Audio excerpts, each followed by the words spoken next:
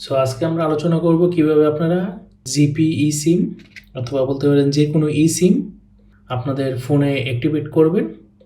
Activate করার জন্য কোনো রেস্ট্রিকশন আছে কিনা তার জন্য আপনাকে আপনার ফোন থেকে সেটিংসে চলে যেতে হবে। সেটিংস থেকে অ্যাবাউট থেকে দেখতে হবে কোনো ক্যারিয়ার রেস্ট্রিকশন আছে কিনা। যদি কোনো ক্যারিয়ার রেস্ট্রিকশন না থাকে তাহলে আপনারা ইজিলি আপনার ফোনে যে কোনো ধরনের eSIM অ্যাক্টিভেট করতে পারবেন। যদি কোনো রেস্ট্রিকশন থাকে তাহলে আপনারা করতে পারবেন না, এটা আপনি একটু মেক শিওর করে নেবেন। সো আপনার যে কোনো জিপি সেন্টারে গিয়ে আপনাকে বলবেন যে আমার ফোনের জন্য eSIM নিতে আসছি। ওরা আপনাকে আপনার এক্সিস্টিং ফোন নাম্বার দিয়েও আপনারা নতুন eSIM নিতে পারবেন, অথবা আপনার চাইলে নতুন eSIM নিতে পারবেন। আপনার প্রতিটা সিমের মূল্য পড়বে 200 টাকা। সো আপনার এই সিমটাকে আপনারা কীভাবে মাইগ্রেট করবেন চলুন এটাকে দেখাই।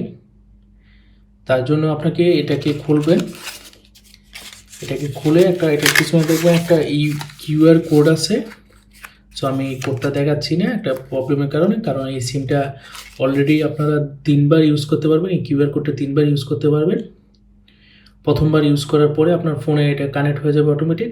দেন আপনার যদি ফোন রিস্টার্ট করেন অথবা নতুন কোনো ফোনে এটা মাইগ্রেট করতে চান, তখনই আপনারা এটা আরও 2বার কিউআর কোডটা স্ক্যান করতে পারবেন। টোটাল 3বার স্ক্যান করতে পারবেন। চলুন দেখি প্রথমে আপনারা কীভাবে কোডটাকে অ্যাক্টিভ করবেন। সো আপনার ফোনে সেটিংসে চলে যাবেন। সেটিংস থেকে চলে যাবেন সেলুলার থেকে নিচের দিকে দেখবেন অ্যাড eSIM, সেখানে আপনারা ক্লিক করবেন এবং ক্লিক করে ইউজ কিউআর কোড। সো আপনার যে কিউআর কোডটা আছে সেটাকে আপনারা স্ক্যান করবেন। An eSIM from গ্রামীণ phone is ready to be activate on this phone. So এখানে অ্যাক্টিভেটে ক্লিক করবেন।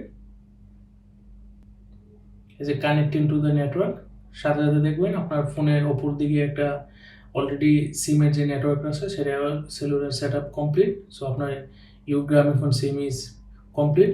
সো এখানে আপনারা কিছু লেভেল পাবেন, আপনাকে প্রাইমারি সিম হিসেবে, সেকেন্ডারি সিম হিসেবে।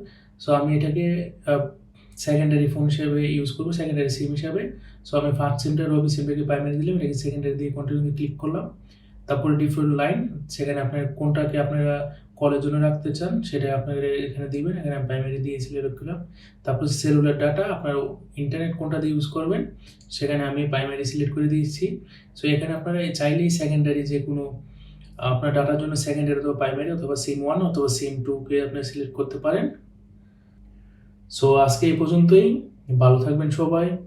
আর যদি কোনো প্রবলেম ফেস করেন এই সিম নিয়ে আমাকে প্রশ্ন করতে পারেন, কমেন্ট করতে পারেন, অথবা আপনারা যদি জিপি ও রবিতে যান তারা সরাসরি আপনি ওইখানে বসেই আপনারা এই সিমগুলোকে অ্যাক্টিভেট করে নিয়ে আসতে পারবেন। সো ভালো থাকবেন সবাই, ধন্যবাদ।